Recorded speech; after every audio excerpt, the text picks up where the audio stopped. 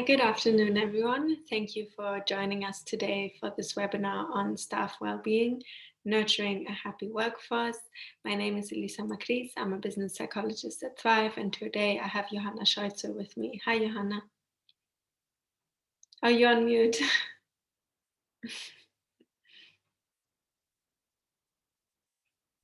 Sorry. Hi, everyone, and thank you for joining. My name is Johanna Scheutzer. I'm also a business psychologist. And hopefully you find this session today very helpful. Please feel free to use the chat function as well. And to share any own experiences, any tips you have in the chat with other attendees. And if you have any questions, please feel free to share them in our Q&A function. So this webinar should be around 1 hour long. So we'll try to aim to 45 to 50 minutes of content that we'll go through and different ways to nurture that happy workforce. And then we'll have a 15-minute Q&A at the end. We'll monitor the Q&A and chat function as much as possible throughout the webinar, but we'll most probably get to everything at the end of the session. So today the topics that we'll cover is what is well-being at work and how to create a happy workforce, what are the risk factors that influence people's well-being at work, and how can we promote a happy workforce with a holistic approach to workplace health and well-being. So you might ask yourself what a happy workforce actually looks like. A happy workforce is one that is flourishing.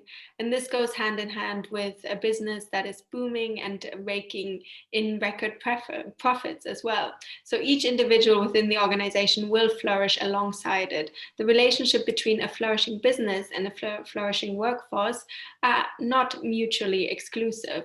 Now, flourishing for humans does not necessarily mean financial success. It can also mean personal growth and self-development, for example, by learning new skills and applying their knowledge to new challenges. All in all, flourishing is a multi-dimensional construct. It is made of several components, and in this webinar, we will be discussing all components that will help employees to flourish at work and create an organizational culture that promotes happiness at work.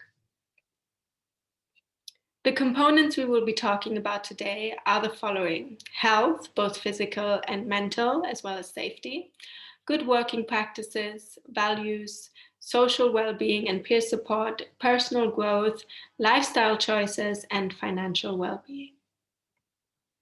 So I'm going to hand over to my colleague Johanna, who will discuss a little bit about the different aspects of health that we need to look out for at work. Great, thank you, Lisa.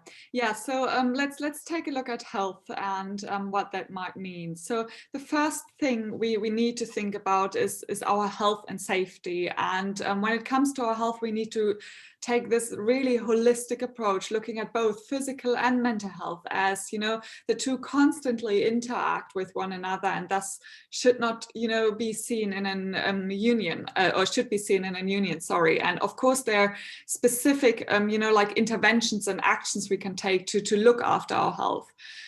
When it comes to physical health, organizations have the responsibility to promote good health through offering health checks, well-being benefits such as, gym memberships, accommodating those with special needs and disabilities, as well as providing an employee assistance program for access to professional support. And to ensure staff retention, it's also important to offer good rehabilitation practice to reintegrate individuals back into the work who may have been away for some time.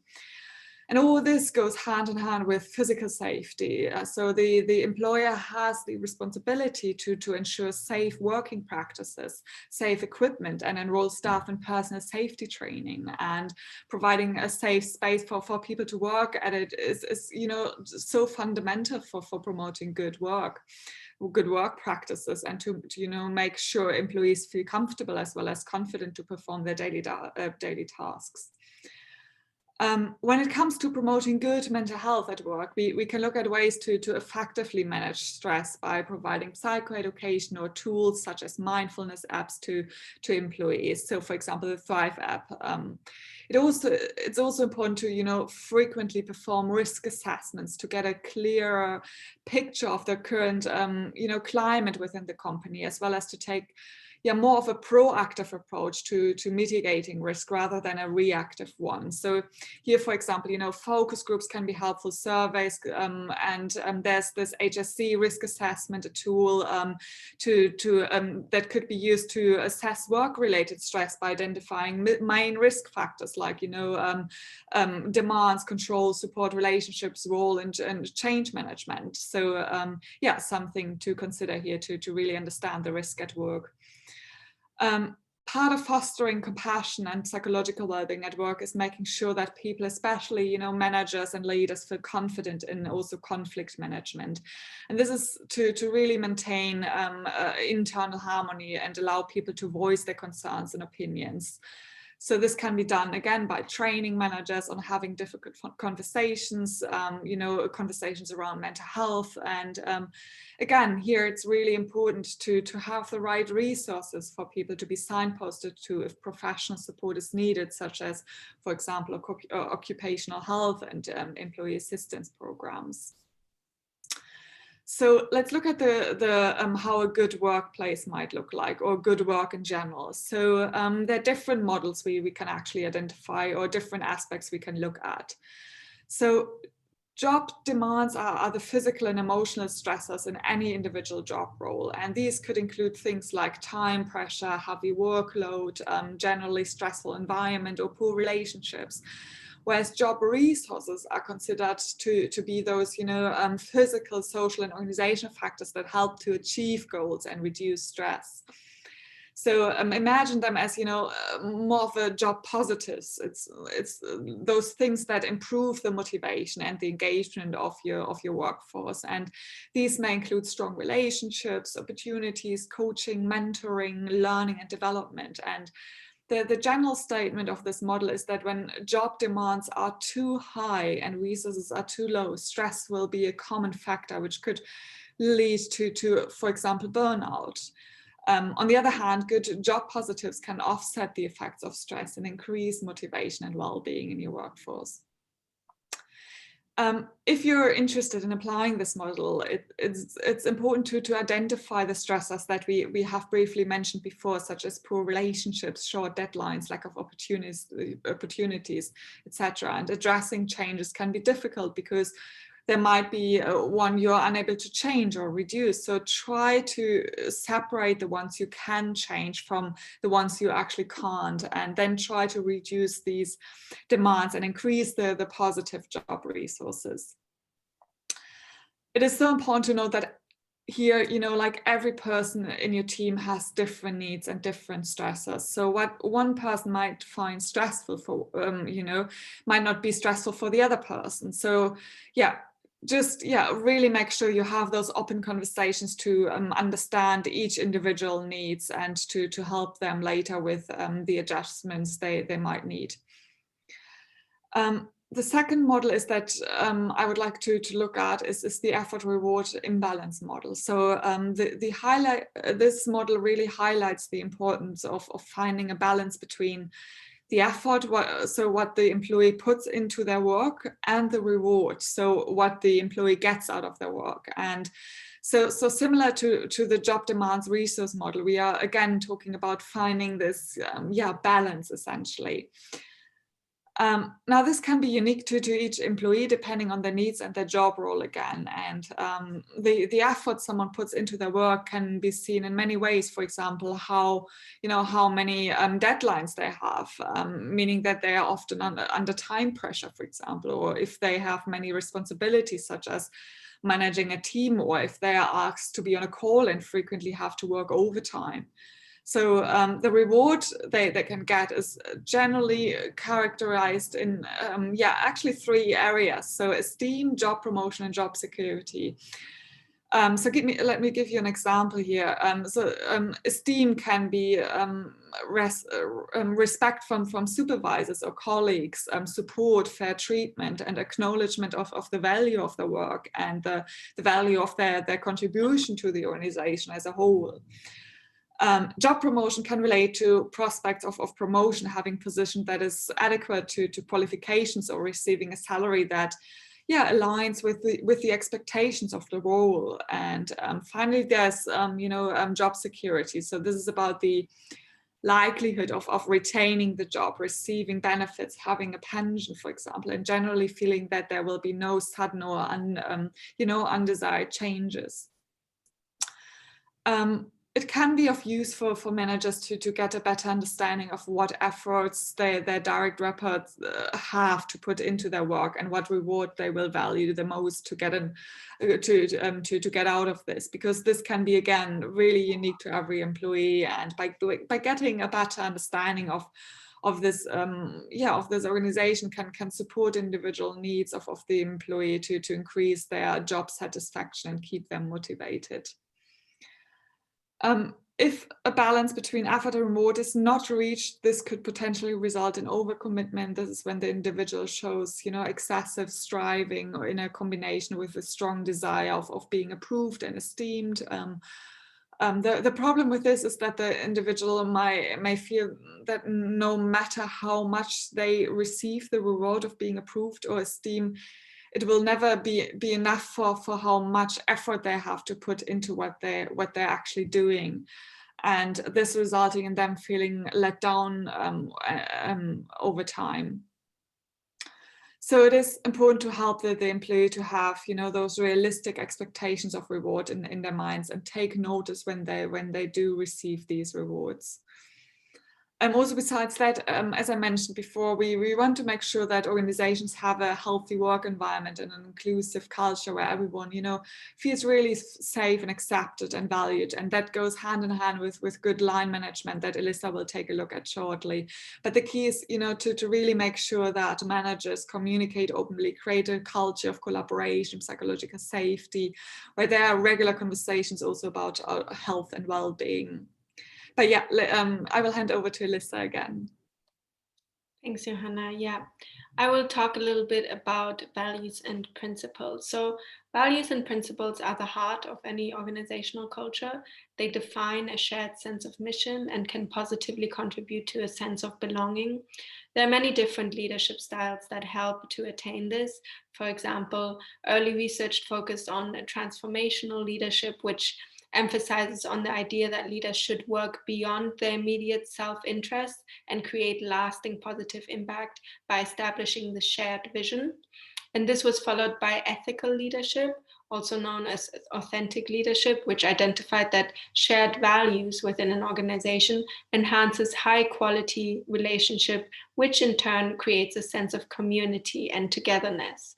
So this sense of belonging and togetherness comes hand in hand with ethics, as well as inclusion and diversity.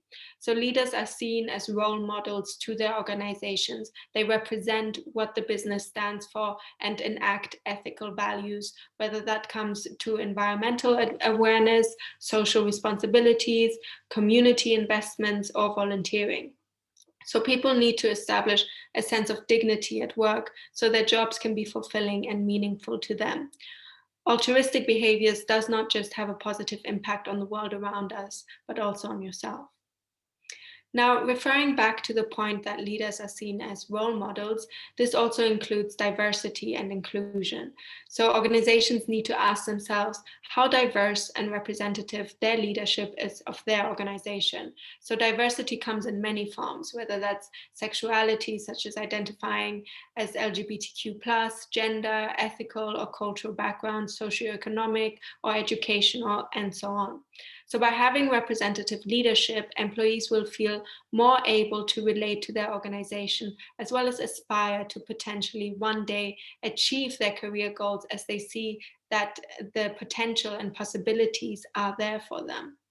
Ultimately, by taking all this into consideration, it can lead to positive organizational citizenship behavior. These are actions by employees that are outside of their formal job description. People are willing to go that extra mile for causes they believe in. And if they see opportunities are there to create things that will leave lasting impact, not just for themselves, but those around them, overall, this will help them to really commit to the organization. So research has found that organizational citizenship behavior reduces the need for supervision and improves workplace morale as employees are self-motivated, creating a sense of autonomy and empowerment for them. Then there's, of course, the collective and social part that we need to think about. So compassion is part of good basic management practice. So by allowing ourselves to empathize with others, we become better at creating organizational cultures that offer a safe space for expressing individual needs and worries. So compassion has shown to reinforce self-esteem and connection with one another, contributing to enhance job performance as well as team coherence. Unfortunately, organizations have become less compassionate and more defensive, even with support structures in place. In some cases, even support structures are used as a substitute for genuine caring. And this is because sharing the suffering of another is often too uncomfortable, time consuming, frightening, or maybe not even permissible in large modern organizations. So this can be seen as display rules within organizations. These are the formal and informal norms used by organizations to manage emotional expression. And these guidelines prescribe and proscribe the exhibition of certain emotions. So you might wonder now, why do organizations have display rules? The first reason is customer satisfaction. So displaying positive affect leads to better moods and increases customer loyalty, as well as it creates a friendlier perception of customers towards employees. Another reason is to maintain internal harmony, as unresolved conflict have an impact on organizational functioning. Importantly also is that emotions can spread onto surrounding people and colleagues. So just imagine a colleague who complains about their work the whole morning, and you might start to feel a little down and dissatisfied as well. So research shows that emotions are indeed contagious, and mood states tend to be interconnected between group members, which consequently affects the effectiveness of group and work performance. So to avoid this, organizations use display rules to harmonize their employees and achieve their business goals. However, suppressing emotions may be functional for organizational goals, but may also have dysfunctional consequences for the individual. These rules, they require effort for monitoring of your own emotions, which results in feelings of disempowerment and can negatively affect well-being by ultimately leading to burnout, emotional burnout, as well as lower job performance. There are a couple of reasons why individuals adhere to these display rules, and one could be because of survival anxiety. So many modern corporations incite in their managers and staff a constant underlying concern that their jobs are not secure, and they may be the victims of the next round of job losses. And the survival anxiety is a highly potent stimulus to defensive responses. And these defensive responses can often be observed in the managers who implement terminations. So they might be in denial of other people's pain, or try depersonalizing or minimizing it, or deflecting or evading the situation at large. So there could be also these cultural aspects of competition for resources within an organization, creating these kind of in-group and out-group dynamics, making the environment more unsympathetic. So it is important to remind ourselves and others that compassion means sharing and listening to one another. So another challenge is remote working, of course, and we've done a lot of that. So using instant messaging and emails, which can sound cold sometimes or can easily be misinterpreted. So a lack of physical presence may also be easier to push aside feelings as well, or to avoid them altogether. And we need to acknowledge this and try to encourage people to be mindful of how this affects them emotionally and over time. So the main point is that compassion is driven by cultural norms created by each organization. If compassion becomes a common practice in our everyday lives and is discussed openly, whether it is at work or at home, our well-being will increase, and we will feel empowered to voice our concerns as well as support others with an open mindset. So we need to be mindful that organizational value statements and employee policies, they can easily institutionalize compassion, taking away the human aspect of it. To develop and nurture positive relationships at work, it's crucial that people trust each other. They have mutual respect and feel comfortable being themselves. And this is especially relevant if we think about fast-paced work environments where change is embraced on a daily basis. Team psychological safety means that people share the belief that they are safe to take risk, speak up with their ideas and concerns, and openly discuss mistakes with each other. Also, seeking feedback and sharing information, asking for help, and experimenting is all part of learning and improving. So I'm sure you've all been in a meeting where no one voiced their opinions and there was not much discussion, and people simply went along with what the manager or the lead of the meeting had said. So asking for help and admitting errors and seeking feedback exemplify the kinds of behaviors that pose threat. And so people in organizations are often reluctant to disclose their errors or unwilling to ask for help, even when doing so would provide benefits to the individual, team, or organization. So how can we provide this psychological safety? We need to lead by example, to set a norm. Leaders are responsible to act as role models, as said previously. Ask for mutual or upward feedback and encourage teams to share feedback with one another. Acknowledge your own mistakes. Be open to opinions that differ from your own, so have an open mindset. Be approachable and encourage reports to ask any questions that they have. Then practice active listening, and this will allow people to feel valued and that they can contribute their thoughts and opinions. And lastly, create a safe environment. So to increase safety, you may create some ground rules for interaction. For example, do not interrupt each other, all ideas are accepted equally and not judged, and don't blame someone. And out of the box suggestions are encouraged and always welcomed. So now I'm going to hand back to Johanna, who's going to talk a little bit about personal growth.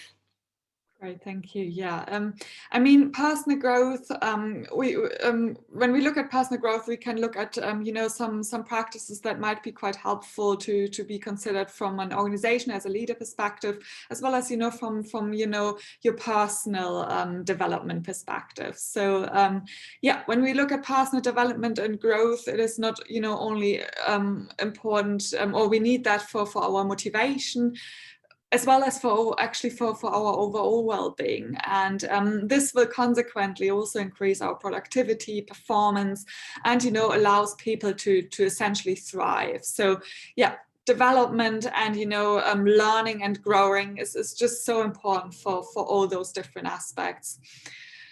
So for that, it can be actually helpful to keep track of our progress, or to reflect with your employees on their career development with, for example, a personal development plan. So you can use these, for example, in your next appraisals, and a personal development plan can also help to achieve our goals and to find motivation. So some questions that might be quite helpful to think about or to discuss with your employees in your next performance review meeting, for example, or appraisal, are, where are you now? So what are you good at? What do you need to work on? What help might you need? What might stop you from that? Where do you want to be? So know what drives the goals. Here, trying to be very honest with yourself and your capabilities, defining milestones along the way, setting short, medium, and long-term objectives. Then thinking about how will you get there. So the actions needed to achieve these goals, the success criteria by which to tell whether you've achieved the goals, any necessary resources like time. Does the employee need finances, time, feasible time scales to achieve the objectives? So also, yeah, really thinking about any resources that the individual or you might need to achieve these objectives. do you feel that what you're doing, that you are making a progress? So is there a feedback system in place that helps you to assess the progress? Like, for example, with a manager, a coach, a mentor, for example, to really discuss this and to have this, really regular functioning feedback system in place, as well as to reflect. So how well did you do? What can, here it can also be helpful to encourage employees to get into the habit of self-reflection check-ins, for example. And this exercise helps them to, for example, focus on what they've achieved as well as what's coming up next. And essentially helps them to see things potentially from a different perspective. And the goal here is really to also create a coaching culture where, authentic leaders and managers help people grow, thrive, and perform through, effective conversations, honest feedback, and, really all this being really underpinned by this psychological safety and trust. And we saw before also, to support this, leaders need to really foster this environment of psychological safety, promote continuous learning, allow people to openly share their thoughts, feelings, and concerns. And to support that also, we need to make sure that conflicts are managed effectively, and there's really a space for people to form those meaningful and healthy relationships with each other at work. For that, so for promoting meaningful relationships, start really to get to know your co-workers or your employees.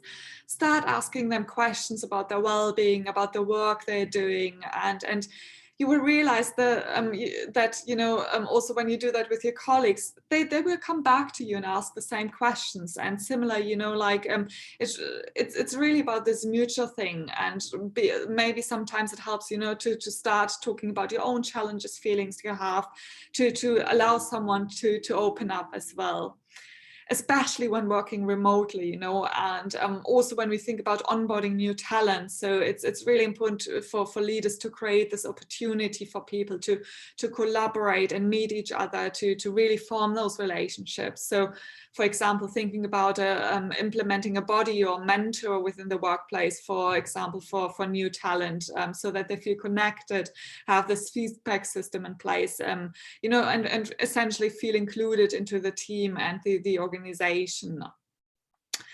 I mean, we can all learn from each other and form new meaningful relationship at work that will allow us to feel more motivated, connected, and thrive. So this is why this is so important to also consider. Also, when we look at learning, learning isn't only important when we are young, but lifelong learning has so many positive benefits of overall improving our well-being. So it boosts our self-confidence, self-esteem. We are able to solve problems and handle challenging situations with ease. It helps us to build a sense of purpose, and as really allows us to establish a way to spend out time, a meaningful way to spend our time, and foster again those connections with others as we share the learning progress and knowledge we have attained with others. So essentially, really, like, no matter how old we are and what stage of life we are, we should actively seek out ways to maintain cognitive stimulation, to improve our memory, reasoning, reaction time, everything. And also this is important for organizations to really make sure that they provide that they allow people to constantly learn, have a learning culture at place. So opportunities to take courses, for example, or learning new capabilities, and really fostering this growth mindset at work as well as obviously for the individual to think about also learning opportunities in your free time, like learning a new hobby, or learning together as a team. For example, psychological tools, like, for example, meditation. You can do that with a team to really build the resilience, build team resilience, and practice those techniques, so that you can learn essentially together as a team, for example.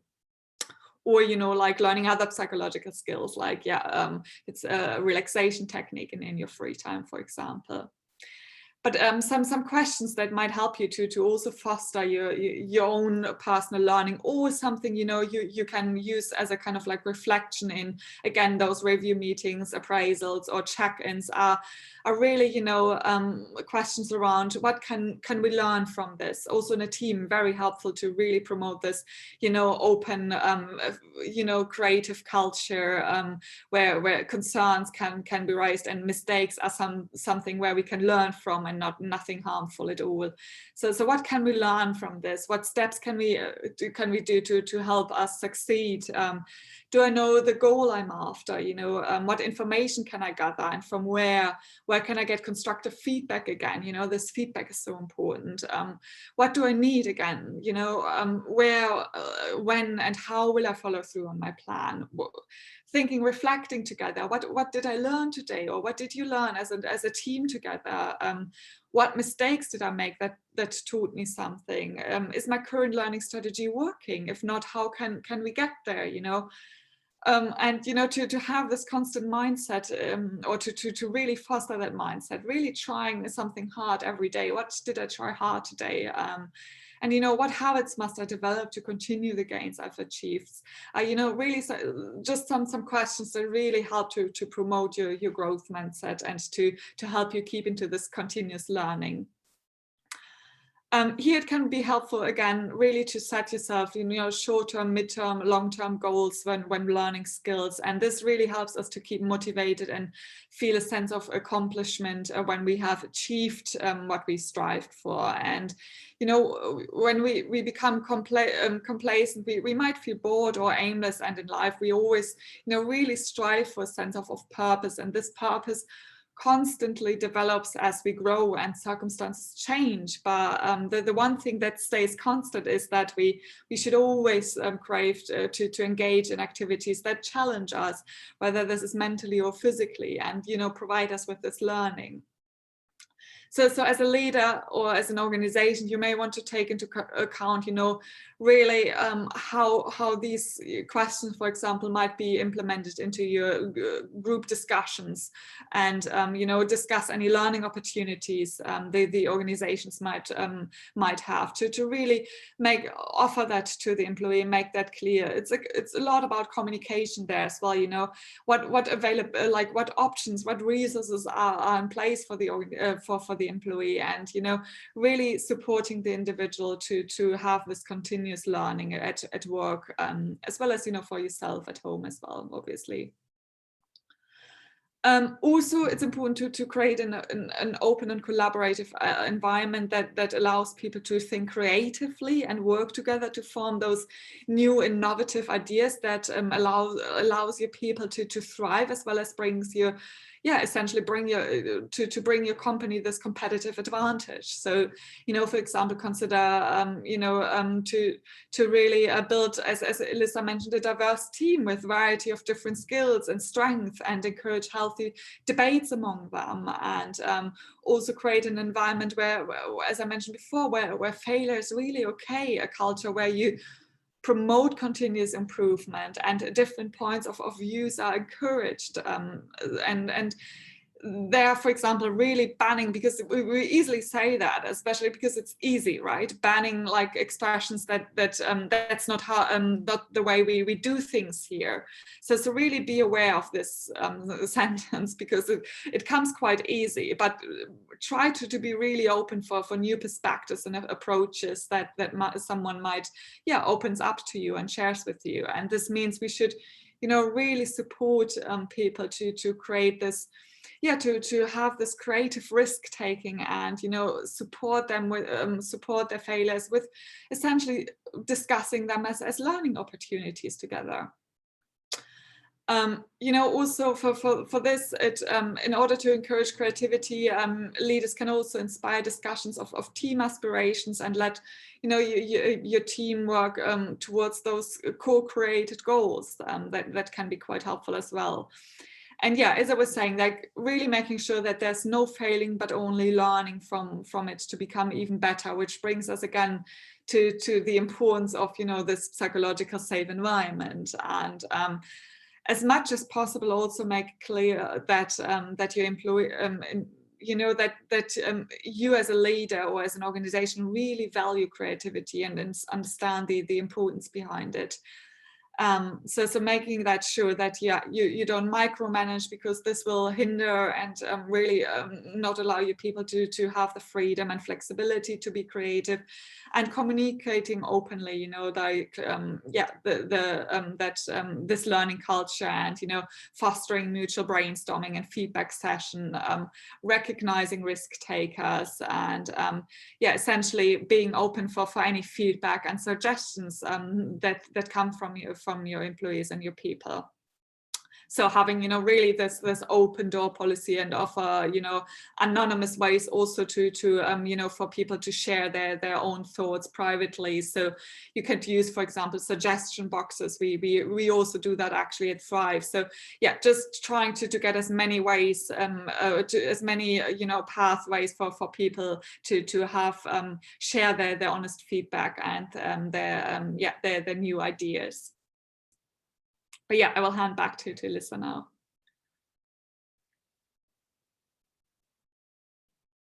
Sorry, just unmuting myself. So part of flourishing is also looking after yourself.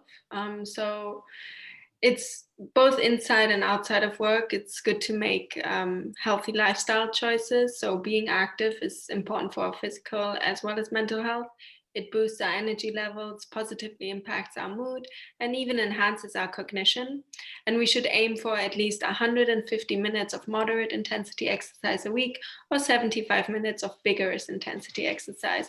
And we can spread this time over the course of the week. For example, you can choose to do 30 minutes of walking 5 days a week, or 25 minutes of high intensity interval training 3 times a week.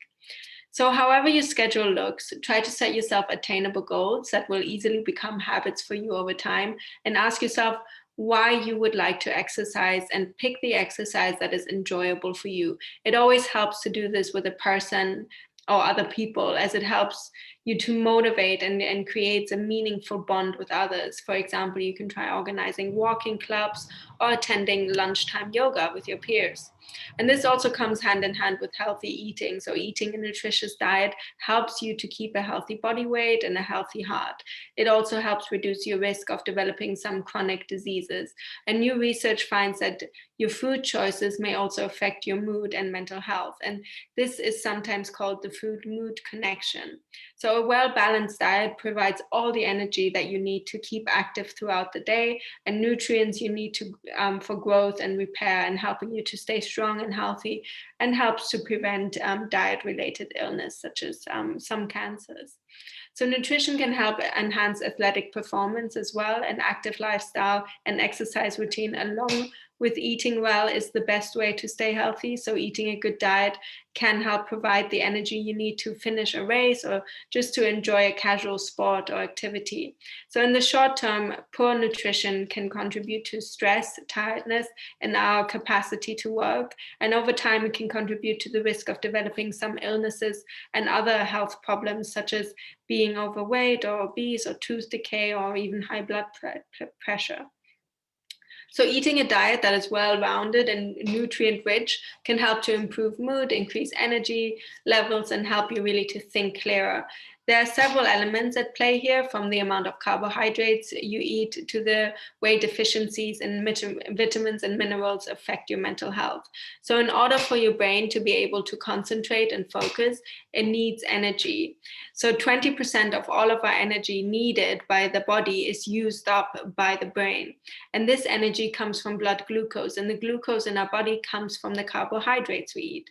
So when we don't have enough energy for the brain, we can feel weak, tired, and unable to think clearly. So ensuring you eat regular meals containing some carbohydrates will help you to keep your energy levels up, alongside with starchy foods like pasta and rice, and other forms of carbohydrates like whole grains, vegetables, legumes, low-fat dairy. So when you're, excuse me, so when your blood glucose rises and falls rapidly, it can have an impact on your mood, making you feel irritable, Some people call this being hangry. So it can make you feel irritable, low, and even trigger symptoms of anxiety. So keeping your blood glucose level steady throughout the day is really key.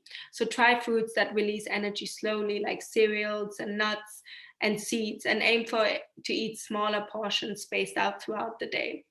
So a helpful way to make sure your diet is nutrient rich is to ensure you're getting at least 5 portions of fruit and vegetable every day. And just a quick note on caffeine here. Caffeine is often the go-to when you need a burst of energy, but its stimulating properties, they can disturb your sleep and even trigger anxiety and depression symptoms. So if you drink a lot of coffee, tea, or cola and other energy drinks, you may want to try swapping them out for non-caffeinated drinks like herbal teas and decaf versions. There's also a link between our gut health and our mental health, which has become much clearer over time. It's often dubbed as the second brain. Our digestive system produces over 90% of all the serotonin, which is known as the happy hormone. It regulates our mood. So our gut also affects immunity and resilience to stress, which can both have detrimental effects on our mood. So having a healthy digestive system in general ensures that we're able to absorb vitamins, minerals, and nutrients that our brain needs to thrive. So often when we're feeling stressed or anxious, we will feel it in our gut, and digestion may speed up or slow down depending on how we're feeling. So to keep your gut happy, ensure you eat plenty of fiber and get lots of fluid and regular exercise. So fermented foods can give you good bacteria in the gut a boost. So try to incorporate these into your diet or other gut-friendly foods. Those include vegetables, whole grains, beans, and pulses, as well as some sauerkraut, kimchi, and kombucha drinks. So to make sure you are keeping up with a healthy diet while also making this fun, your organization should offer their employees also recipe clubs and healthy menu choices in the canteen to make sure that both the physical, nutritious part and as well as the exercise part is being looked after for you to be able to flourish. And this leads us on to the final component that we'll be discussing today. Johanna will talk a little bit about financial well-being. Yeah, thank you, Alyssa. And I think this is something we often, or organizations often underestimate in terms of importance. And, but few people actually would argue that money matters, right? So it's important. It's just so important about, where we live, how we live, and what we do in our free time. And financial stress is closely linked to our physical and mental health and can have, a cyclical effect actually. So for example, financial stress can cause people to engage in a variety of unhealthy behaviors, from overeating or eating unhealthy foods to alcohol consumption and drug misuse. And it is unsurprising that ongoing stress about money has been also linked to migraines, heart disease, diabetes, sleep problems, and so on. So left untreated, these conditions can really lead to chronic health conditions and worsened mental health, and may cause people to even avoid dealing with creditors and debts, or spend more money essentially. Yeah, as I was saying, in other words, financial stress can be really like a vicious cycle. And I think this is just, something to really consider. And if we look at the impact also at work, CIPD's survey actually highlights that the really the negative impact of money worries, that the impact money worries can have on people's mental well-being. And they actually found out that 23% agreed that poor financial well-being is a significant cause of employee stress in their organization. And financial wellness should therefore really form, an essential or crucial element of every employer's holistic well-being program and strategy. But yeah, as I was saying, often senior management doesn't see financial well-being or policies as such a priority, or see the need, or have the time, or money, or the budget and expertise. And in the following, I just want to give you a few examples or steps an organization can take to consider in developing a financial well-being offering. So The first one is really to implement a financial well-being policy. So for smaller organizations, this might involve, signposting to independent advice and guidance, while, large organizations could, for example, implement a comprehensive policy that supports a wider well-being strategy, supported by, for example, a budget. So really try to, in the organization, to review your pay and benefits policies to ensure that they are fair and adequate, and pay also your employees a real living wage where possible. Use a range of communication channels to educate people about their reward package and the importance of making long-term financial provisions. And really try to target financial education at key points in people's working life. For example, ahead of a maternity leave, for example. Also help people to plan for their retirement. So for example, by providing access to guidance and independent advice again, and by promoting phased retirement options, and also considering offering pre-retirement courses or trainings for individuals approaching retirement. Also to consider, like, to set up your support for people experiencing financial difficulties, such as signposting to external sources of free advice, like money and pension services. So really consider other options here as well, such as early pay access to help people manage their finances. And as I was saying, like, these are some ways, depending on what your budget is within the organization. There are various ways how you can approach that, but the key is really to not ignore it, and really building it into your holistic well-being strategy. If you look at, when as an individual, how you can take care of your own personal financial well-being, the key is really, obviously, it sounds quite simple, but to save money. So there are a number of good financial behaviors that might be helpful, might help you with that in the long run. So increasing your financial knowledge and awareness. So for example, taking a course in personal finance management and investing, making making a plan, or to how you reach your financial goals, keeping track of your money. So track your money ahead, regularly check bank statements, use budgeting apps. Spending less, so cut back unnecessary expenses, set and follow a weekly or monthly budget, and really don't try not to reach the maximum limit on your credit card. Make savings, so make pension and other regular saving contributions, pay off more than minimum amounts on credit cards and mortgage. So introducing just one of these actually might be sufficient, but the more positive financial habits you make, the greater your well-being will become in the end. And interestingly, research shows us that the things that is connected to our financial well-being, more than any single good behavior, is our financial self-efficacy, which is essentially the extent people feel. So the balance, they balance their spending and savings. They are organized with money, and they have money to set aside for later. And the key thing here is really that this is a subjective rather than an objective indicator. So something we feel rather than do. And of course, a feeling that we have some money aside would be generally based on us actually having it. But the important bit is that you should listen to your and trust your gut feeling there. If you're feeling off balance with your spending and savings, it might be time to do something about it. And in order to decide what to do, you could talk, for example, to family or friends, or reach out to professional financial advice as well. And although I understand that there's an increasingly complex financial system that makes financial decision making quite difficult.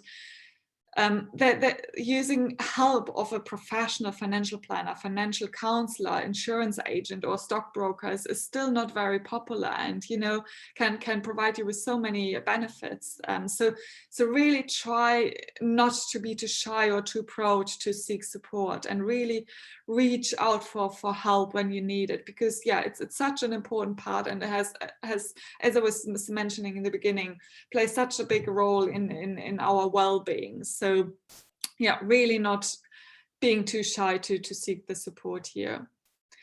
But this brings us to the end. Elissa will do a recap and use the PERMA model for that.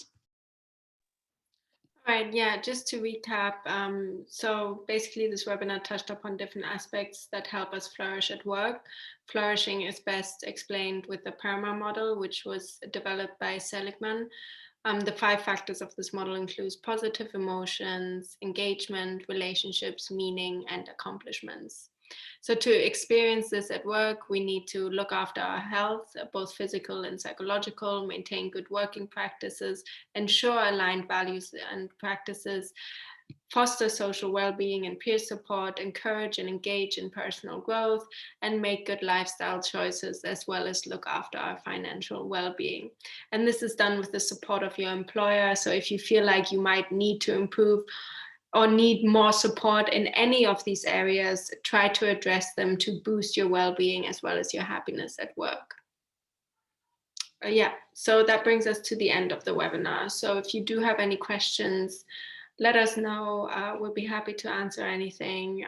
If you have some questions around specific areas, around specific things around flourishing and the model by Seligman, anything that has popped up in your mind, please do ask them or put them in the Q&A function. Or also share, your own tips. So if we missed anything that you find quite helpful within your organization that you would recommend to other people or leaders, please share them in the chat as well. I think, it's always great to share best practice here as well. Thank you, Sharon.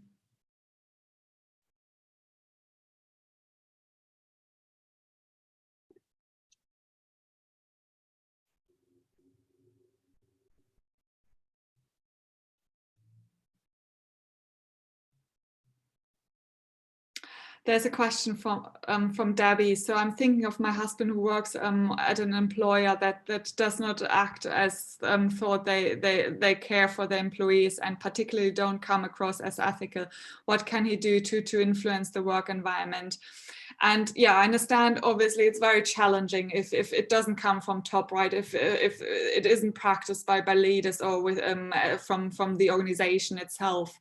I think the thing your husband can still do is really, within the team to start the conversation, to promote the things we talked about today within the team, and, really building it from by being a role model in that aspect. And other employees, other colleagues will pick up on that, I'm 100% sure. And the more you do and support each other, you can create this peer support network and really build those best practice, and suggest any recommendations you have, or do suggest those things to your line manager, and maybe they will pick up on some things.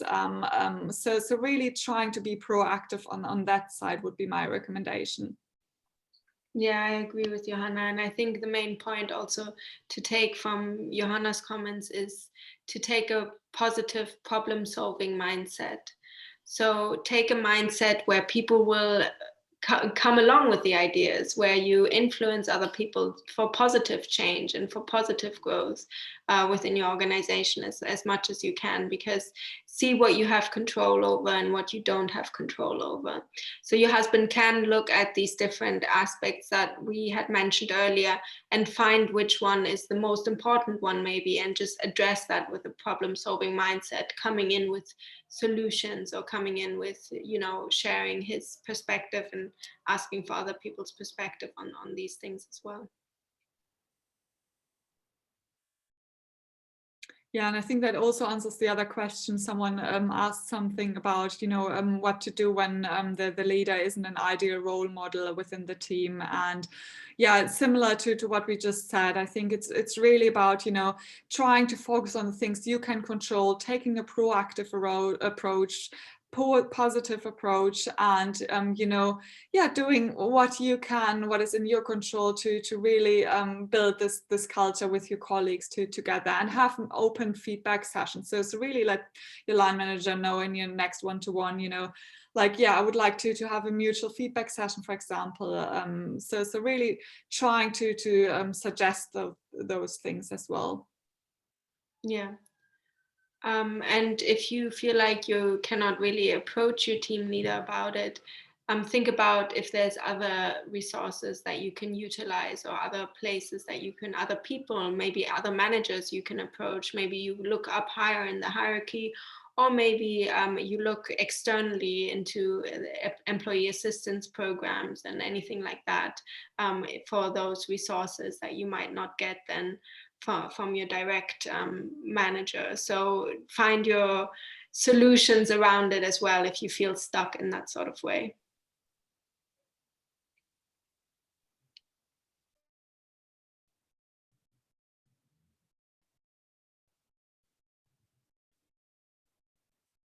Great. I think we don't have any more questions, do we?